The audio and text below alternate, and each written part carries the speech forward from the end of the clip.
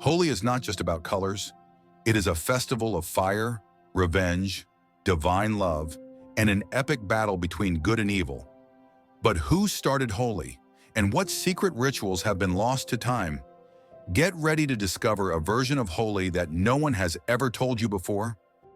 It all begins thousands of years ago with a ruthless king, Hiranyakashipu, a king so powerful that he declared himself greater than the gods. He banned the worship of Vishnu, forcing everyone to worship only him.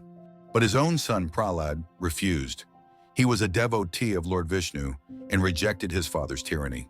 Furious, Hiranyakashipu tried to kill his own son multiple times, throwing him from a mountain, poisoning him, and even using wild elephants. But Prahlad survived every time. Then came Holika, the demon king's sister. She had a magical boon. She could not be burned by fire, so she tricked Prahlad into sitting in a blazing fire with her. But something unexpected happened. The flames burned her alive, while Prahlad walked out untouched.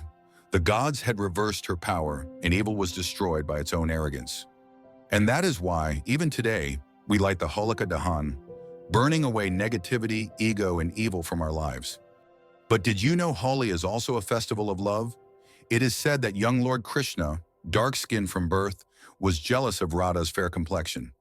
One day his mother, Yashoda, gave him an idea. Why don't you color her face?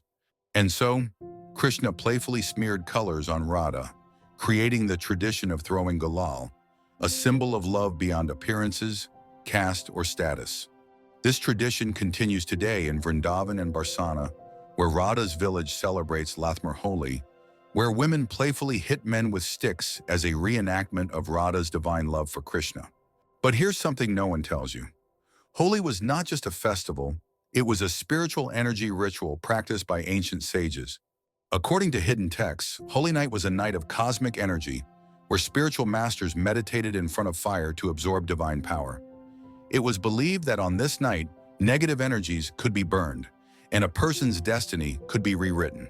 Even today in many parts of India, Holi is celebrated with special rituals that cleanse the aura, remove bad luck, and bring prosperity. But did you know Holi is not just Indian? Ancient texts suggest that Holi-like festivals existed in Persia, Rome, and even Greece. The Romans had a festival called Saturnalia, where people would dress in vibrant clothes and throw colors, much like Holi. In Persia, people celebrated Sizda better, where they would play in nature with colors and fire. And today, Holi is one of the most celebrated festivals in the world. From the USA to Europe, people of all backgrounds join in the magic of colors and unity. So, what is the real meaning of Holi? It is more than just colors. It is the victory of good over evil, love over hatred, and unity beyond differences.